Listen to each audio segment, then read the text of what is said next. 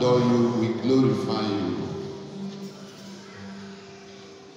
As you are glorified in your Son Jesus on this special day of the feast of baptism of our Lord, be thou exalted and glorified in our lives one on one.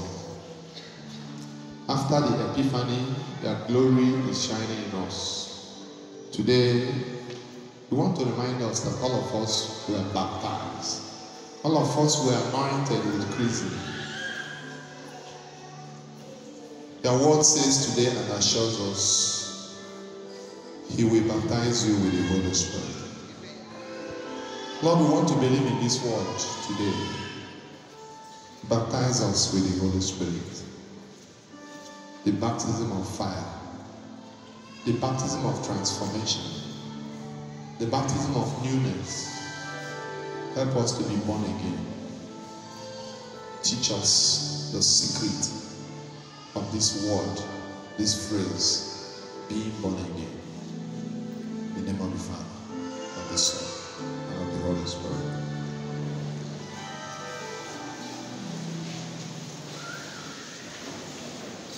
The Word of God tells us today, He will baptize you with the Holy Spirit. Just touch your neighbor. Don't mind coronavirus. Touch your neighbor and say, He will baptize you with the Holy Spirit. Jesus ga-eme gị mmiri Chukwu n'iche. Mmiri Chukwu abụrụzi na-awụkwasị gị mmiri nkịtị mana mmụọ nsọ dakwasịrị gị. The greatest challenge we have in modern day Christianity is making Christians to understand the mystery of baptism. Pope John Paul II, because of this, tried to add to the 15 decades of the full rosary 5 more decades, the mysteries of light. The first one there is the baptism of our Lord. Trying to make us understand ka anyị ghọta ihe dị iche na capital B Nkwefi, ihe dị iche na baptism nke ahụ John the Baptist ji ike aka na-eme ka ndị mmadụ chegharịa n'ike aka nke ha, na baptism nke Jesu, baptism nke mmụọ nsọ nke wetara amara na-eme. There were other mysteries that John Paul II celebrated. Nke ịbụa bụ ntụgharị mmiri wee wụọ mmanya. Ndị mmadụ na-ekiri, ndị ụmụazụ ya wee kwenye na ya. Ọ kwadobere ibido rụọ ọrụ ahụ until nne ya Mary wee yọọ ya arịrịọ.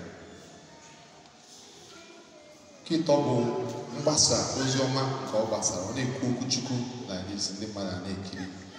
He was preaching with power.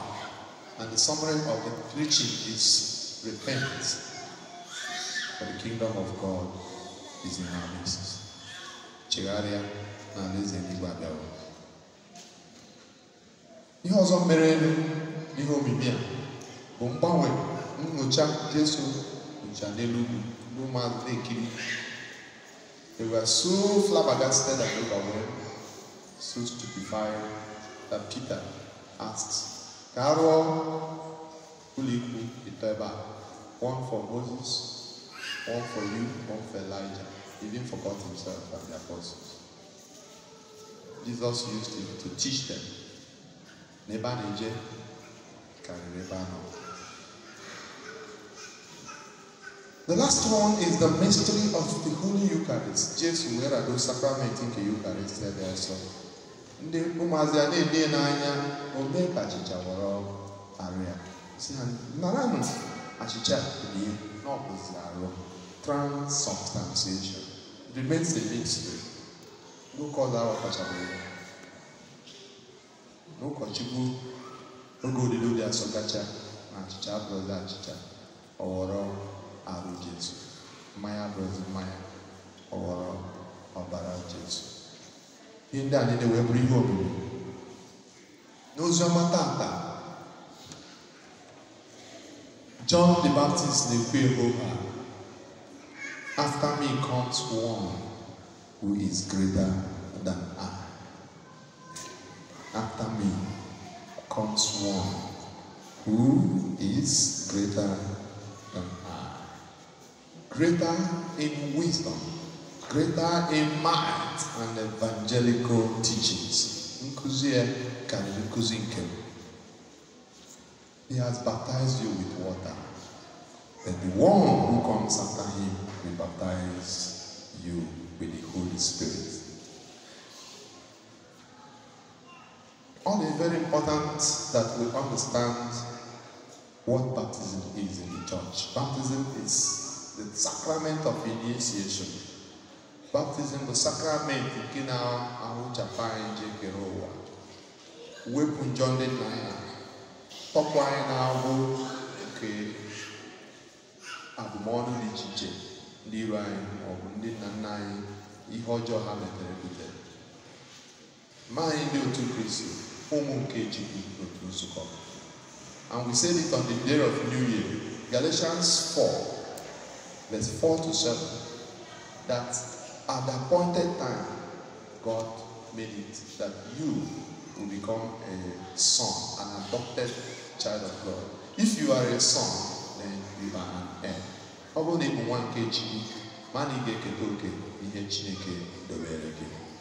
Say amen. So baptism is what we need to understand today. Baptism of the Holy Spirit is a baptism of fire. It's a baptism of transformation. You know that fire is a symbol of change. Fire is a symbol of transformation.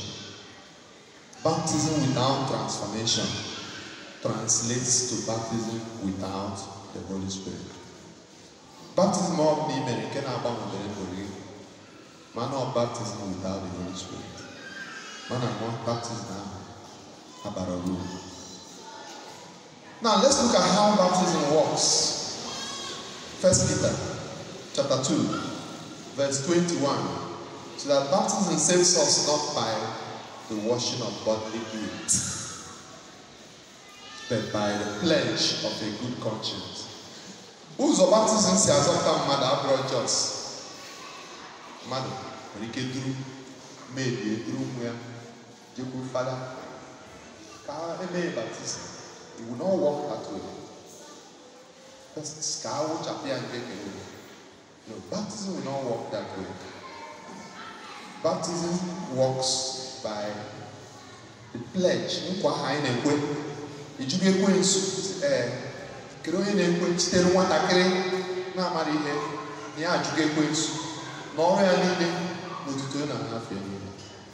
It is important that the parents of that child must be there, or parent figures. Then I'm going to baptism. Undertake to now form this child according to that pledge, according to that baptismal pledge. When we baptize Christians, even as infants, we must press duty upon them and direct them to the transforming grace of Christ.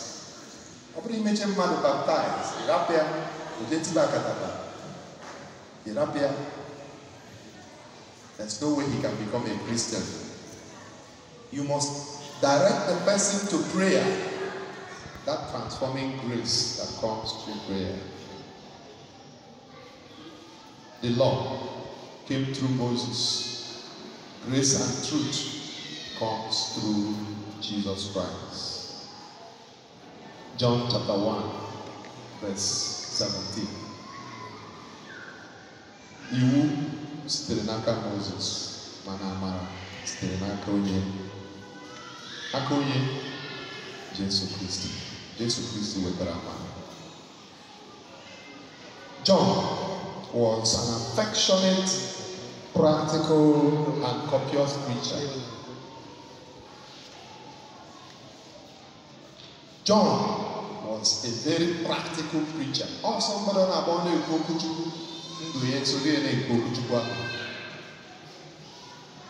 he was not a cosmetic preacher. He didn't mince words in directing people towards repentance. He was a repentance preacher, not just a prosperity preacher, as many of us are today. John didn't do it, nọ na desert. They really get any okubu. They really things that are things of this world. That is why when a priest wants to be holy, he must detach himself from the world. He must fast. He must show the virtues of poverty, chastity, and obedience, so that when he is talking, the Spirit will be talking through him. A fervent prayer life, therefore, accompany our sacrament of baptism for it to be efficacious.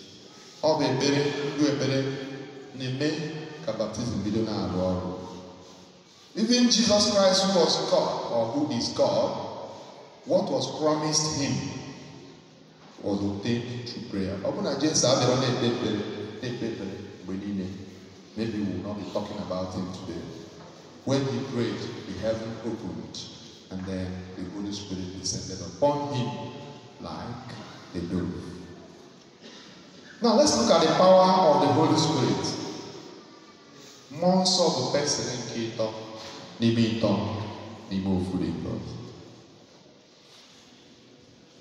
At baptism, there was a demonstration of the Trinity. The voice of the Father was heard. Olukenna, Ka bo Obara Mwam Murunaya Genianti. Then Jesus himself was there, Chukumwa, the physical presence of God the Son. And then Monson, personal kingdom, there are Nudindru, the impartation of the Holy Ghost. Nduru, the sign of innocence, was the most innocent of all birds. In Genesis chapter 8, verse 8, I got the role Nduru played. We see the role of the dove. That is why the dove has remained the symbol of the Holy Ghost. On Pentecost Day, you see some priests, they are chasuble, the image of the dove there. The secret power behind Jesus' ministry on earth is the power of the Holy Ghost, Holy Spirit that descended upon him after baptism, and his continued fellowship in prayer with the Holy Spirit. Ihe na-eme ka baptism rụba ọrụ n'ime ndụ anyị. According to Benjamin, the reason why the church and so many people in need seem to be defeated is that it has ignored the most powerful person in the universe, the Holy Spirit. If you ignore the Holy Spirit, you will always be defeated. If you are conscious of the power of the Holy Spirit always, you will always be back. Benjamin speaks about the analogy of the Holy Spirit and electricity. He wants us to understand, it may not be a very perfect analogy, but the Trinity is like God the Father wiring an electric circuit. God the Father wires charcoal. Then God the Son comes to put on the switch. Then in that filament. See, there are so many levels of this anointing of the Holy Ghost, according to Benjamin. The lepers anointing, or when we begin to ask for forgiveness of our sins, when we are at that level of the leper, struggling with mortal sin, cannot just continue like that. Leviticus chapter 14. We get forgiveness of our sins. We get salvation by accepting Jesus Christ as our Lord and Savior. There is also what he calls the priestly anointing. Through fellowship, vocational service, you have that anointing, that grace.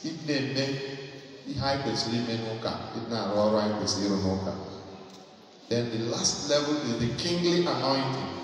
Here we receive power and authority over evil spirit. When we obey Jesus, then evil spirit will obey us. Then Unfortunately, many Christians have not come to this level. Mgbe Moses dakwasịrị Moses mpampa baba n'Egypt, Exodus chapter 7, Exodus chapter 8, Exodus chapter 9, Exodus chapter 10. If you read the Bible, you will see. Mgbe Moses dakwasịrị Elijah, ị ga-afụ na ọkụ bịa nwuru aja ozugbo in 1 Kings chapter 18. Mgbe Moses dakwasịrị Joshua, gịnị mere? The whole city of Jericho fell into his hands. Joshua chapter 6. The walls of Jericho came tumbling down. When Moses was Jesus, no get baptism, because he got like that. He now had power, he began teaching, he began healing. A lot of miracles began to happen in his life. He suffered on the cross, he died, and then rose again. And after Pentecost, the same Holy Spirit has continued to descend on his faithful followers.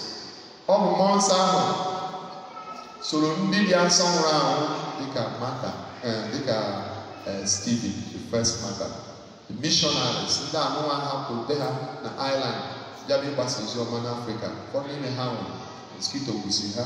Ọ mmụọ nsọ nọ n'ime ha na-edu ha.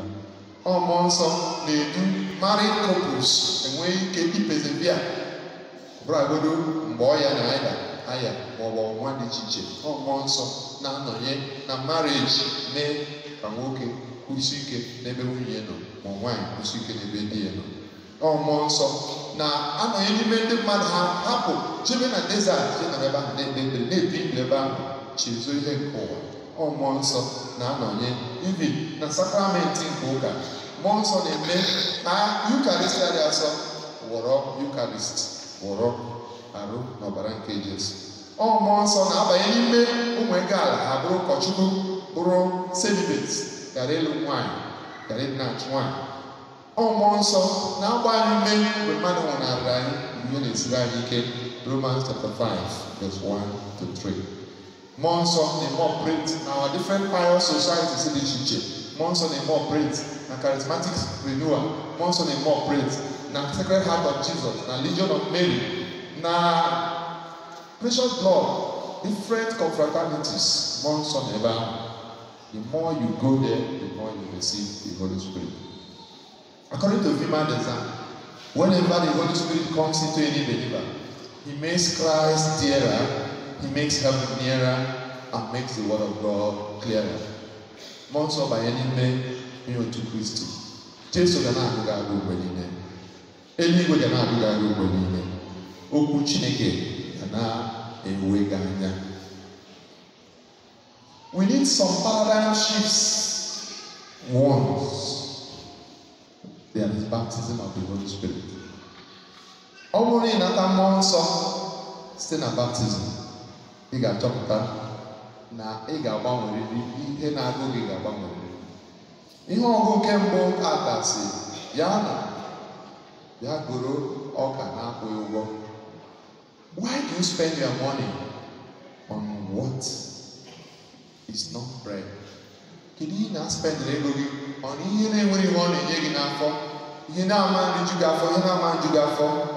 Why do you waste your money on social frivolities and run away from charity to the poor, church offerings, things that will guarantee you eternal life?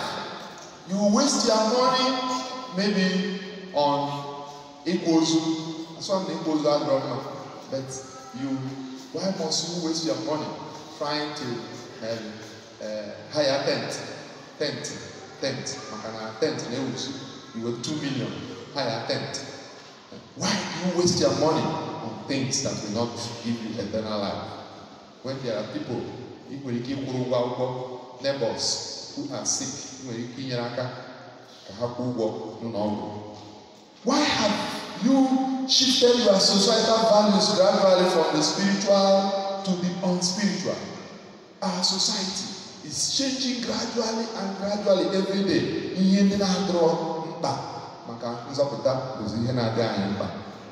When you attend wedding ceremony, when you attend funeral ceremony, why are you targeting the reception?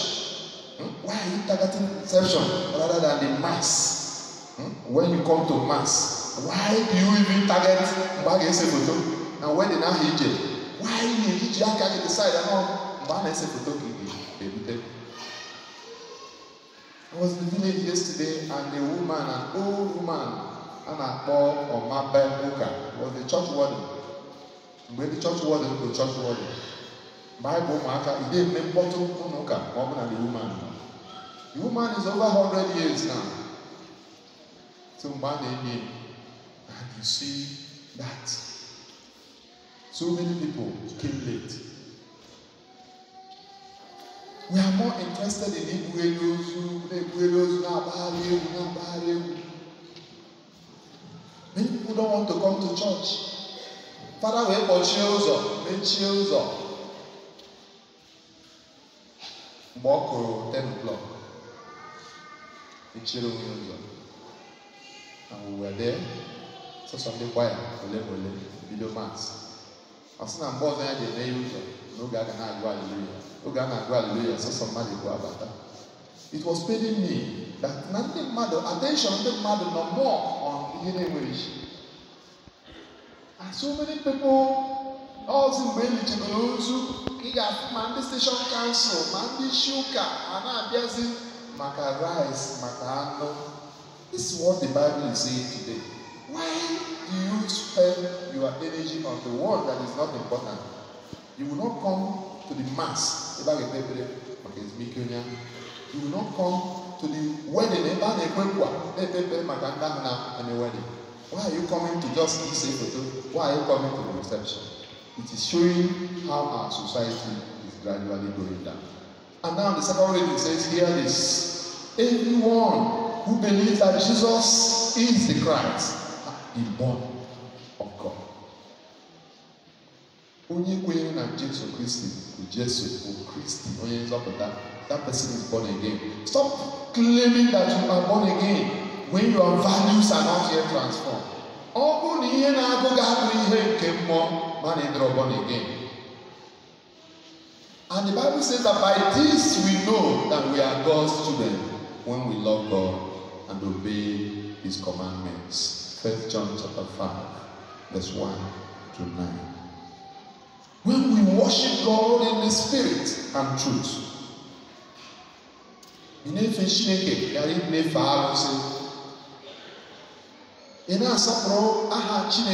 Honoring the name of God. Honoring the name of God. We honor the day of the Lord, not going for all forms of secular meetings on Sundays. Honor the day of the Lord, morning and evening.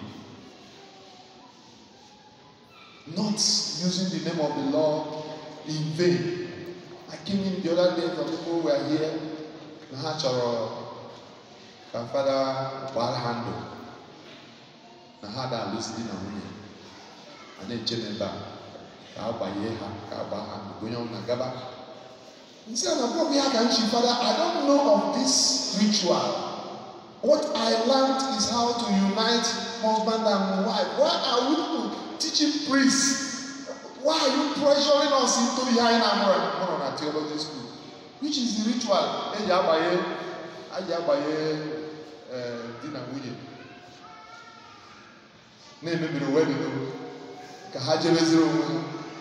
God is free. I told them, no. That's not part of my priestly duty.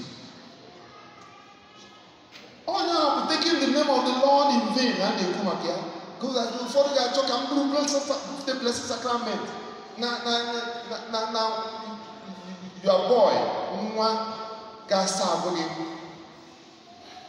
as your apprentice, then book the blessed sacrament. Come one no man's way.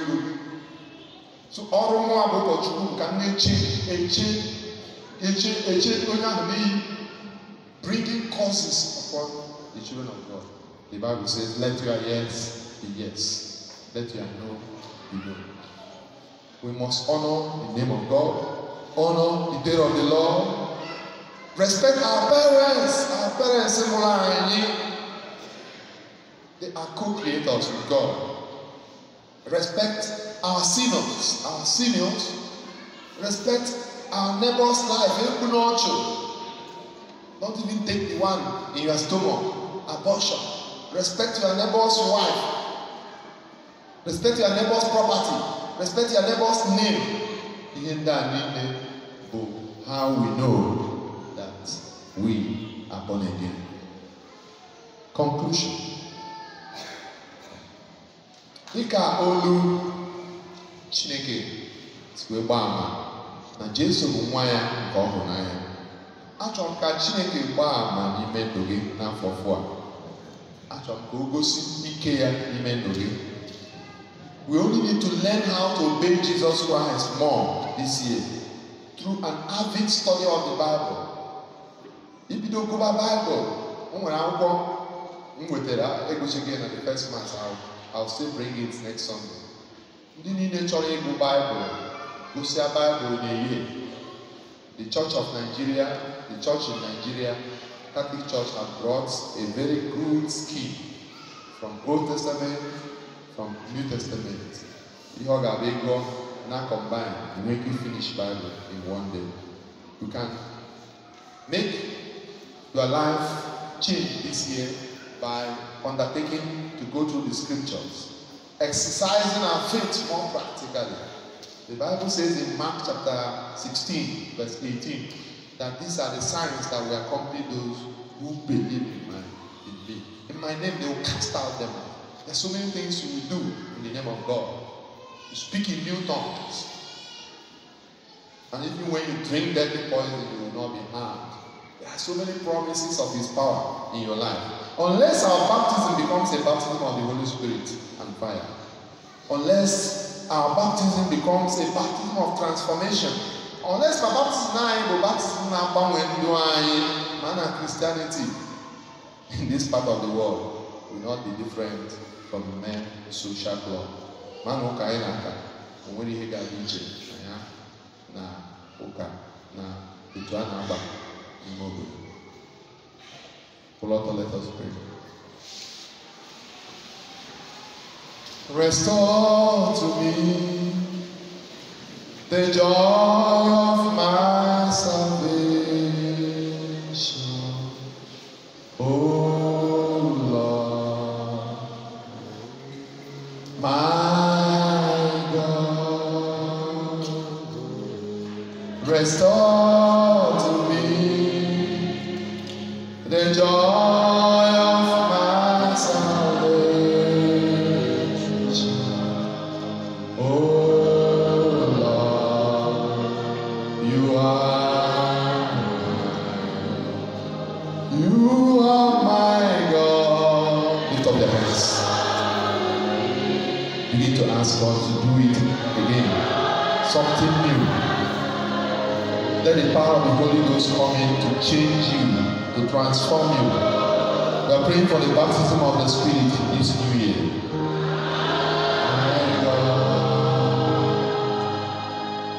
restore to me the joy of my salvation.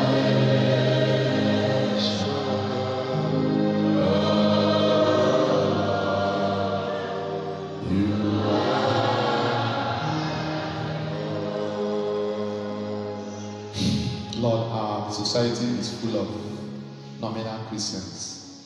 People who are claiming to be Christians but are not. Ngwere niile mapụ amapụ, anyị amarazi nke afọ na-arụ.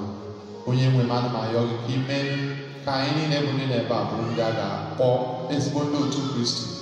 Ka baptizim anyị mere pụta ihe na ndụ dị asọ. Let your Holy Spirit take over our life. Manifest and fulfill your promise. Today, you say, He will baptize you with the Holy Spirit. We believe in your word. Help us to feel the experience of the Holy Ghost, the experience of grace in our life. Kamaragi pata bangba ya ike nke anyị ga-eji bi ndụ dị asọ, ike nke anyị ga-eji wee zere njọ, ike nke anyị ga-eji gụọ akwụkwọ nsọ wee na-aghọta ya, ike nke anyị ga-eji na-ekpe ekpere. Onye nwe ka anụnwa wetara anyị afọ mgbanwe n'ime mmụọ, ka anyị dị ike ekpere, ka anyị dị ike na adịmasọ na ha na nwa na mmụọ nsọ.